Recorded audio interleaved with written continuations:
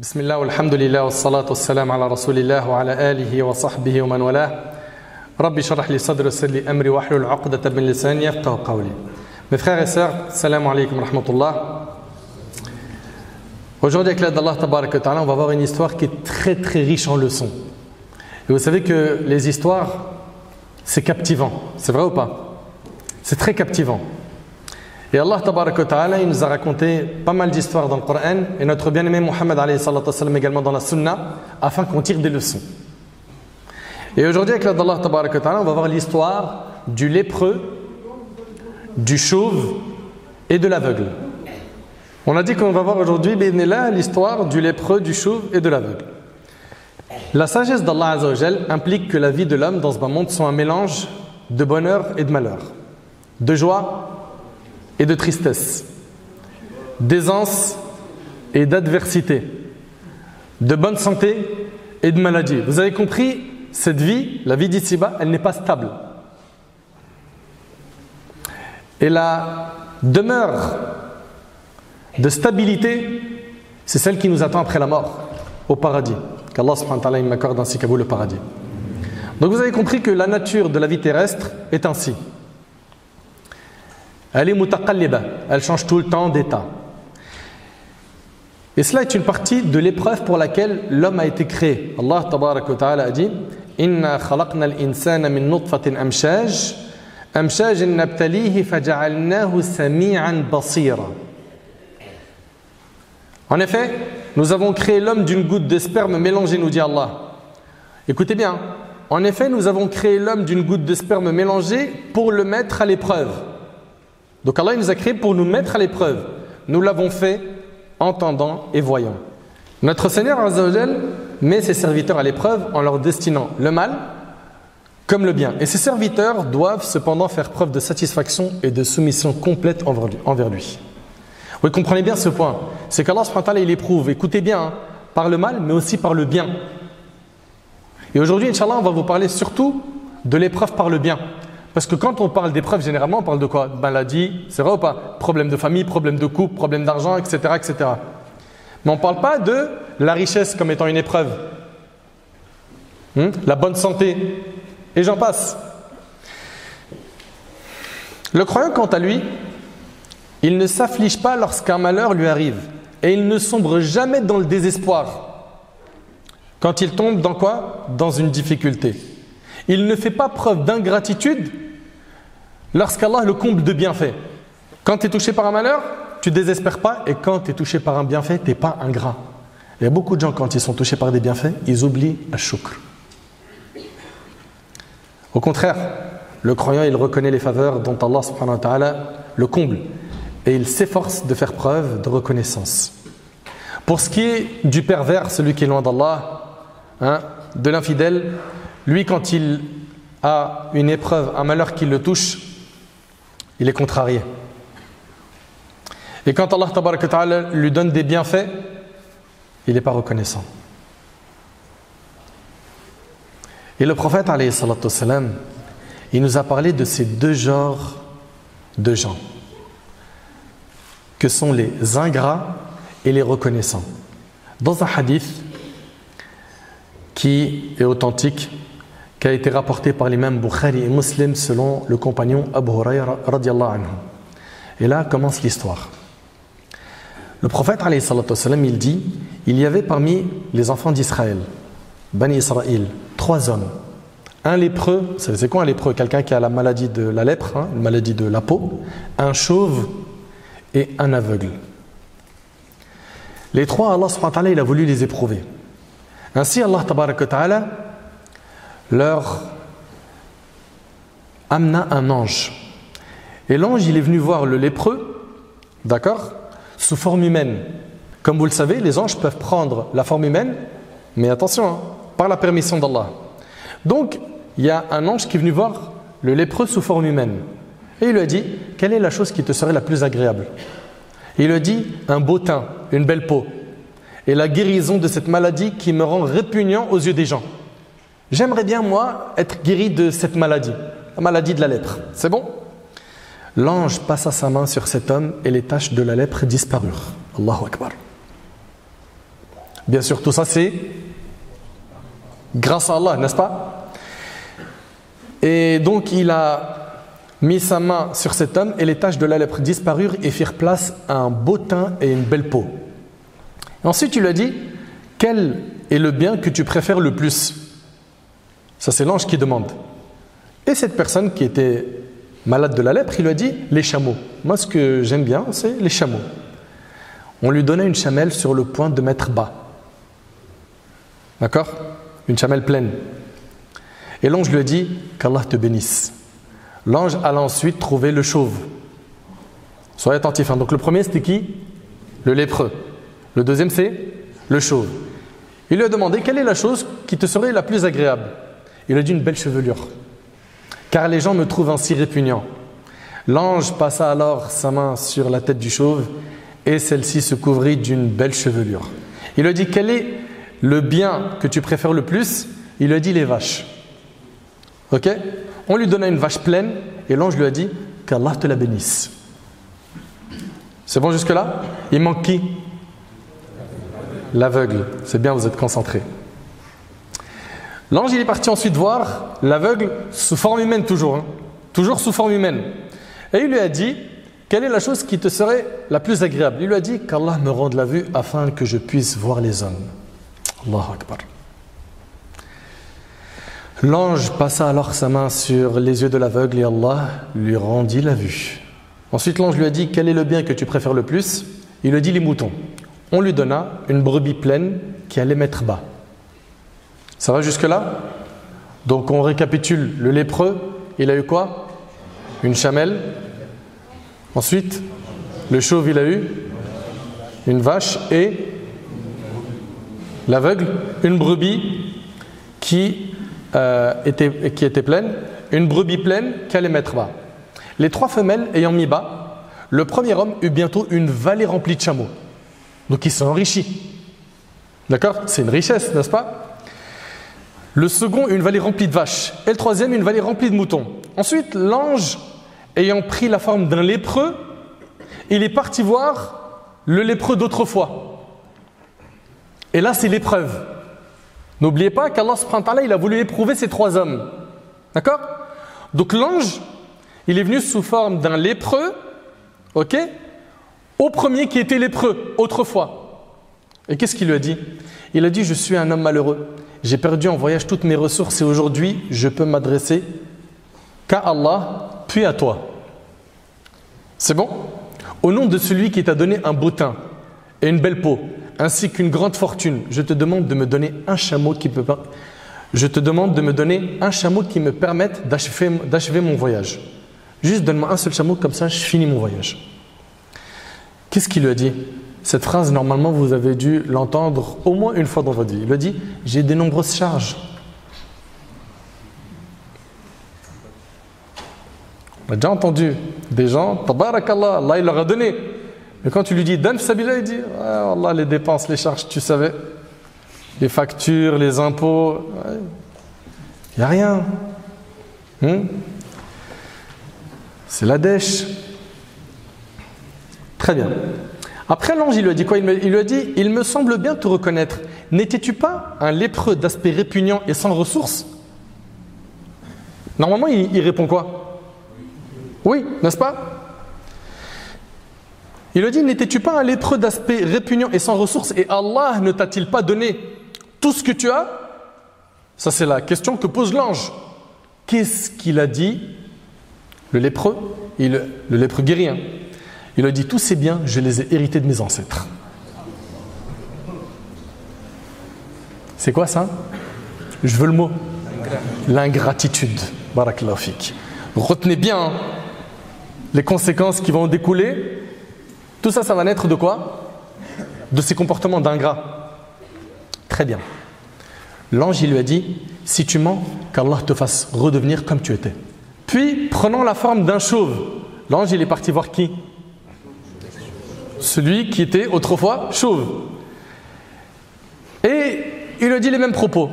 Et il a obtenu les mêmes réponses. Ah, voilà.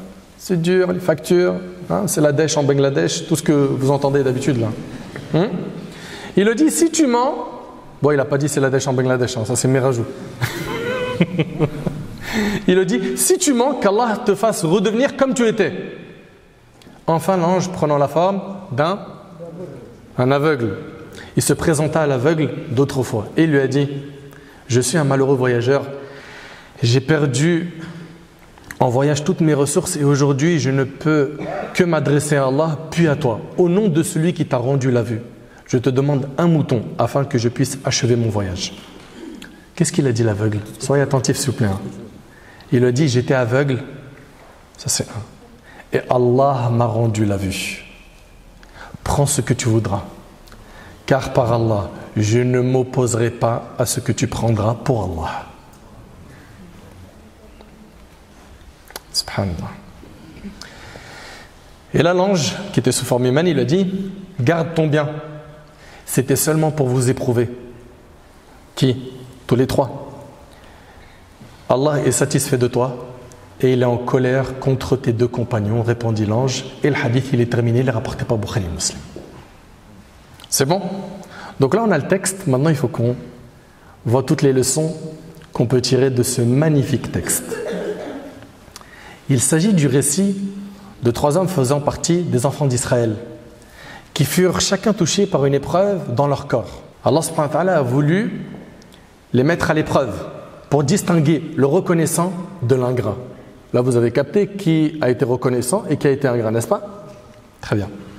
Allah Azza wa Jalla leur envoya un ange sous une apparence humaine qui se présenta au lépreux et lui demanda ce qu'il souhaitait. D'accord?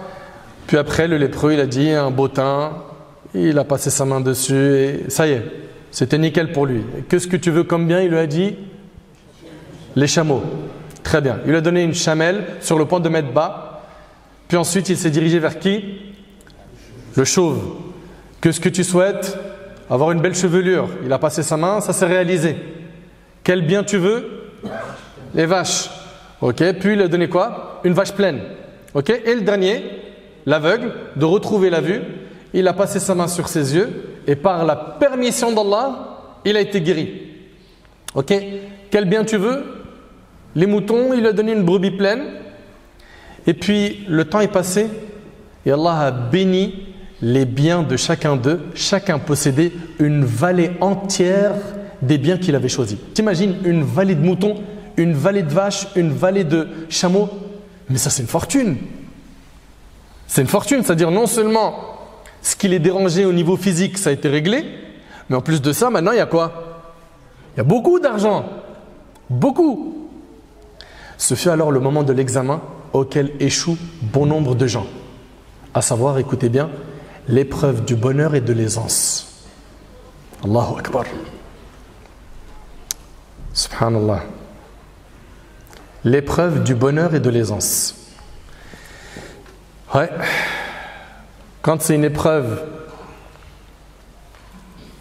qui est un malheur, une maladie, un décès, les gens ils arrivent à identifier que c'est quoi? Que c'est une épreuve.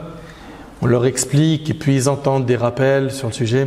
Malheureusement, quand c'est une épreuve d'aisance, de confort, de richesse, il y a très peu de gens qui reçoivent des rappels quand ils sont dans ce type d'épreuve. Et même la personne qui est ultra riche ou tout simplement riche, elle ne sait même pas qu'elle est touchée d'une épreuve. C'est vrai ou c'est pas vrai? Et wallah, j'en parlais avec mon père hier, je lui disais, avoir beaucoup d'argent c'est une épreuve. Je lui dis, t'imagines la personne comment son cerveau il est en train de réfléchir. Comment garder ça? Comment sécuriser ça? Dans quoi je vais dépenser ça? Où je peux faire des achats qui soient efficaces? J'investis, comme vous entendez, investis sur les murs, achète des terrains, ça augmente plus tard, tu les revendras, tu feras ci, rentre dans ce business, investis là. Mon frère, ton cerveau il peut se perdre au point où ta religion elle devient un élément secondaire. Il n'y a plus le temps pour la prière, il n'y a plus le temps pour apprendre la religion. Il faut faire plus de fric. Il y a plein de gens, l'argent leur a fait perdre les boulons. Est-ce que c'est interdit d'être riche? Non. On est juste en train de dire, attention, faites gaffe si vous touchez à beaucoup d'argent. Sulayman alayhi salam, c'est un prophète, il était riche, il avait un royaume que personne n'a eu. Il y a plein de compagnons qui ont été riches. Abdurrahman ibn Auf, Saad ibn Rabi'a, et j'en passe.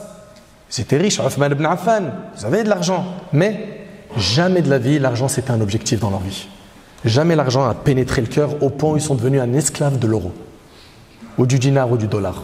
Jamais. Et c'est ça qui nous différencie des pieux prédécesseurs. C'est qu'ils pouvaient avoir de l'argent, mais elle était dans leurs mains, pas dans leur cœur. Aujourd'hui, illa man rahimallah, sauf ceux bien sûr à qui Allah fait miséricorde, il y en a plein. Une fois qu'ils sont piqués par l'argent, c'est terminé. Il devient sans foi ni loi. Vous les entendez? Ils font tellement des coups bas à droite à gauche qu'à la fin ils ne peuvent plus marcher dans tel quartier, ils peuvent même plus marcher dans telle ville, voire ils ne peuvent plus rester dans leur pays. Ils partent. Harbat, j'ai plus rien à faire ici. Je suis wanted. Pourquoi? À cause des casseroles qui traînent, par quoi? Par la multitude de bavures, d'injustices. Où il te dit quoi? Ah ouais, franchement, tous les pigeons que tu peux imaginer, je les ai vus dans ma vie. Ah, je te le dis, hein, qu'est-ce que j'en ai arnaqué? Mais toi, ce que tu as oublié, c'est que, meskin, ces gens-là, Yawm al-Qiyamah, il va y avoir du monde qui t'attend. Et tu ne vas pas rembourser avec de l'argent. Ce sera avec des hasanat, des bonnes actions. Et si tu n'en as pas, ils vont prendre leurs péchés et ils vont les jeter sur ton compte. Tu as totalement perdu, meskin. Toi, tu crois que tu es bien, tu t'es mis bien, tu t'es mis trop mal. C'est juste que tu n'as pas les bonnes définitions. Voilà donc, ici, le lépreux, il a été ingrat. N'est-ce pas? Et il a été avare. Et il a dit quoi? J'ai beaucoup d'obligations à accomplir, je ne peux pas. Ok? Puis après, il est passé voir le chauve, les mêmes propos. L'aveugle, quant à lui, il était pieux.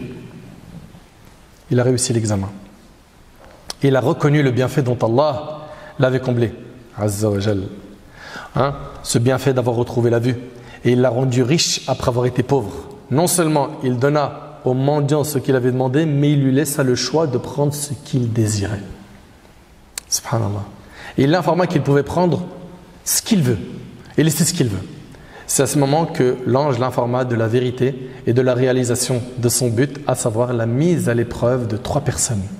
Il l'informa qu'Allah subhanahu wa ta'ala a été satisfait de lui et il a été en colère, et il a été en colère contre ses 2 compagnons. Parmi les leçons de cette histoire, il y a le fait que les anges peuvent prendre une forme humaine. Et les anges, comme vous le savez, sont des créatures qui ne désobéissent jamais à Allah tabaraka wa ta'ala. Allah tabaraka wa ta'ala, en parlant des anges, il dit La ya'asuna Allah ma amarahum wa yaf'aluna ma yu'marun. Ils ne désobéissent jamais à Allah en ce qu'il leur commande, en faisant strictement ce qu'on leur ordonne. Ok? Les anges aussi, comme vous le savez, ils ont cette possibilité par la permission d'Allah de prendre la forme humaine. On l'a vu avec le lépreux, le chauve et l'aveugle. Et Allah tabaraka wa ta'ala, il dit dans sourate Maryam فَتَمَثَّلَ لَهَا بَشَرًا سَوِيًّا. Nous lui envoyâmes notre esprit Gabriel qui se présenta à elle sous la forme d'un homme parfait. Et il s'agit de qui là? De Maryam. Maryam alayhi salam, c'est l'ange Gabriel qui est venu sous forme humaine la voir. Très bien. Parmi les leçons aussi de cette histoire, c'est que les bienfaits d'Allah sont indénombrables. Wallahi, les bienfaits d'Allah, ils sont trop nombreux, on ne peut même pas les compter. Ne serait-ce que la santé. La santé, c'est immense. De voir, d'entendre, pouvoir marcher. Un homme est venu voir Yunus ibn Ubayd et il s'est plaint de la pauvreté, d'être dans une situation qui n'était pas confortable. Et il lui a dit, est-ce que tu serais satisfait d'échanger ta vue contre 100 000 dirhams? Il lui a dit non. Il lui a dit ta main pour 100 000. Il lui a dit non. Il lui a dit ton pied. Il lui a dit non. Il lui a dit je vois que tu portes sur toi des centaines de milliers de dirhams et tu viens te plaindre de la pauvreté. Mais ton corps c'est une richesse. Et Allah Ta'ala il a dit wa in ta'uddu ni'matallahi la tuhsuha. Si vous comptez les bienfaits d'Allah, vous ne saurez les dénombrer. Subhanallah. Et si vous comptiez les bienfaits d'Allah, vous ne saurez pas les dénombrer, car Allah est pardonneur et miséricordieux. Et Allah subhanahu wa ta'ala, il nous parle de notre corps, il dit wa fi anfusikum afala tubsirun. Ainsi qu'en vous-même, il y a des signes en vous-même. N'observez-vous donc pas? Parmi ce qui nous est demandé à nous, qui n'avons pas d'épreuve physique, c'est de de méditer sur ces gens qui sont éprouvés physiquement et de regarder en dessous de nous afin d'être très reconnaissant des bienfaits d'Allah subhanahu wa ta'ala. Le prophète sallallahu alayhi wa sallam, il a dit, regardez ceux qui sont en dessous de vous et ne regardez pas ceux qui sont au-dessus de vous. Ça, c'est au niveau de quoi? De la vie d'ici-bas. Par contre, dans la religion, non. Tu ne regardes pas ceux qui sont en dessous. Tu regardes ceux qui sont au-dessus de toi, ceux qui ont appris plus de Coran, ceux qui font le plus d'efforts dans la religion, ceux qui font leurs 5 prières à la mosquée ou le maximum de leur salat à la mosquée, etc. Regardez ceux qui sont au-dessous de vous et pas ceux qui sont au-dessus, afin de ne pas minimiser les bienfaits d'Allah sur vous. Aussi, le prophète sallallahu alayhi wa sallam, quand il voyait quelqu'un d'éprouvé, il disait « Alhamdulillah, alladhi afani mimma ibtalaka bihi » Il disait « La louange est à Allah qui m'a préservé des épreuves dont tu es affligé. » Et m'a préféré à beaucoup de ses créatures. Ce récit montre clairement qu'Allah subhanahu wa ta'ala va éprouver parfois par le bien, et aussi par le mal, n'est-ce pas? Par le bonheur, mais aussi par le malheur. Allah tabaraka wa ta'ala dit nous vous éprouverons par le mal et par le bien. Vous entendez? On peut être éprouvé par le mal, mais aussi par le bien, à titre de tentation. Et l'épreuve, elle a plusieurs objectifs. Elle permet de distinguer les véridiques des menteurs. Tout le monde dit j'ai la foi, tout le monde dit moi j'aime Allah, je suis attaché à Allah, etc. Mais c'est dans le moment de l'épreuve que ce qui était caché dans ton cœur là, la réalité de ce que tu es va se manifester. Ça c'est au moment de l'épreuve. Et Allah tabaraka wa ta'ala dit Alif Lam Mim ahasiba an-nasu ay yutraku ay yaqulu amanna wa hum la yaftanun. Alif Lam Mim. Est-ce que les gens pensent qu'on les laissera dire nous croyons sans les éprouver? Impossible. À partir du moment où tu es croyant, tu es mis à l'épreuve. D'ailleurs, dans le hadith de Sa'd, le compagnon il a dit ô messager d'Allah, quels sont les gens les plus exposés aux épreuves? C'est qui les personnes les plus éprouvées? Le prophète il a dit ce sont les prophètes. Allahu Akbar. Certains pourraient se dire mais pourquoi? Mais l'épreuve c'est pas quelque chose de négatif. Pour le croyant, c'est un signe d'amour d'Allah. Pour le croyant, c'est une expiation de péché. Pour le croyant, Allah t'élève en degré. Par l'épreuve, tu t'éduques. Tu te forges. Ce sont les prophètes, puis les vertueux après eux, et ainsi de suite. Et le prophète, il a dit, le serviteur d'Allah est éprouvé selon sa foi. Plus elle est ferme, plus son épreuve sera importante. Plus ta foi elle va augmenter, plus tu vas te rapprocher des actes que faisaient Al-Anbiya, les prophètes, nos pieux prédécesseurs, plus tes épreuves vont ressembler à ces gens-là. Retiens bien ça. Rappelez-vous, Yusuf alayhi salam, il a goûté à la prison.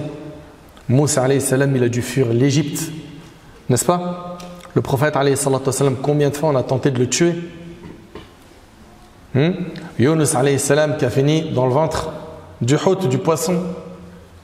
Yaqub alayhi salam qui a perdu Youssef quand il était petit, puis Benyamin par la suite. Okay? Le prophète de son vivant, imagine-toi, tous ses enfants ils sont morts, excepté Fatima. 6 de ses enfants ils meurent alors qu'il est en vie. Tu perds 6 enfants, c'est pas énorme? Le prophète il a dit le serviteur d'Allah est éprouvé selon sa foi, plus elle est ferme, plus son épreuve sera importante. Si elle est faible, il sera éprouvé en fonction de cela. Le serviteur d'Allah ne cessera d'être éprouvé jusqu'à ce qu'il marche sur terre sans le moindre péché. Allahu Akbar. C'est un lavage. T'imagines? Et le hadith il est rapporté par At-Tirmidhi et d'autres. Le récit indique un sens important, c'est que la mise à l'épreuve par le bien-être peut être plus difficile que la mise à l'épreuve par l'adversité. Et ça, ce point-là, j'ai trop envie d'insister dessus. Il nous indique aussi que l'âme doit être plus vigilante lors de l'épreuve par le bien que lors d'une épreuve par le mal. Pourquoi? Parce qu'il y a des gens qui n'arrivent pas à résister face aux tentations des choses matérielles. Dès qu'il a de l'argent, il perd les boulons, je vous ai dit. Acheteur compulsif. Comment je vais faire pour acheter le plus? Être propriétaire un maximum. Donc, retenez que l'épreuve par la richesse est très dure. Pourquoi? C'est dur de résister face à cette tentation. Dès que tu as une envie, tout de suite, achat, ça je vais l'acheter demain, ça. Jusqu'à ton cerveau, il en oublie quoi? L'objectif principal de ta vie, c'est que tu as été créé pour adorer Allah, pas pour être un acheteur compulsif.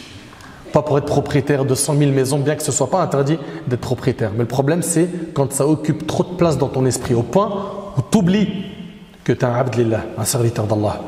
Abdurrahman ibn Auf, Il a dit, ce compagnon radiyallahu anhu, ابتلينا مع رسول الله صلى الله عليه وسلم بالضراء فصبرنا ثم ابتلينا بعده بالسراء فلم نصبر رواه الترمذي. Subhanallah. Écoutez bien, ce compagnon il dit, nous avons été mis à l'épreuve avec le messager d'Allah par l'adversité, la difficulté, et nous avons alors fait preuve d'endurance. Puis nous avons été éprouvés par l'aisance après lui. Les portes de la dunya se sont ouvertes, le confort. Puis nous avons été éprouvés par l'aisance après lui, mais nous n'avons pas fait preuve de patience dans cette épreuve. Allahu Akbar. Allahu Akbar. Subhanallah. L'aisance. L'aisance, elle engendre la mollesse. Tu deviens mou. Et fait perdre subséquemment la capacité de faire preuve de vigilance et de résistance. Tu résistes plus, tu es mou. Je veux un truc tout de suite, tu es un pourri gâté. Subhanallah. Dans cette histoire qu'on a vue, il y a deux personnes qui n'ont pas tenu face à l'épreuve de l'aisance. Le lépreux et le chauve, n'est-ce pas? Subhanallah. Ils ont échoué. Et telle est la nature des êtres humains, excepté ceux qu'Allah subhanahu wa ta'ala a fait miséricorde. Malheureusement, il y en a beaucoup qui ont un penchant fou vers la dunya, au point où ils deviennent aveugles. Le prophète sallallahu alayhi wa sallam a dit, c'est que l'affaire du croyant est étonnante. Son affaire ne comporte pour lui que du bien. Et cette faveur n'appartient qu'au croyant. S'il est l'objet d'un événement heureux, il remercie Allah et c'est là pour lui une bonne chose. Et s'il est victime d'un malheur, il endure, il patiente et c'est là encore pour lui une bonne chose. Donc il faut être très vigilant face à l'aisance. Pourquoi? On a des gens qui, à l'époque, ils disaient, moi le jour où Allah m'ouvre le robinet de l'argent, le jour où je deviens riche, frère, je vais investir, je vais construire des mosquées, je vais aider, les puits, les orphelins, t'entends plein de choses comme ça. Puis dès qu'Allah tabaraka ta'ala l'éprouve par la richesse, tout ce qu'il a dit là, ça devient khabar kana, des infos du passé. Il n'y a plus rien. Mais alors frérot, Wallah, je suis en train de finir le crédit de ma villa. Puis en plus de ça, j'ai trouvé un lot, Allahu Akbar, il me reste 3 ans, Inch'Allah, 3 ans. Entre-temps, il y a un tel qui est dans le besoin. La mosquée, elle réclame. Ils veulent construire une mosquée dans la ville. Ta tante, elle a besoin d'argent pour faire une opération. C'est dur. Alors que, on connaît des gens, Allah tabaraka ta'ala leur a accordé la richesse. Et wallahi, rares sont les fois où ils sont sollicités pour faire le bien et ils refusent. Ils essayent d'investir selon leurs moyens là où ils peuvent. Là où ils peuvent. Et d'autres non, ils s'échouent. Mais attention, là on parle de quoi? De sadaqa, de sunan. Mais le problème c'est quoi? Zakat, elle sort plus.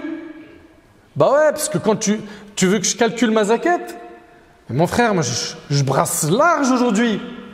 Là tu me parles de faire sortir 100 000 euros. C'est énorme.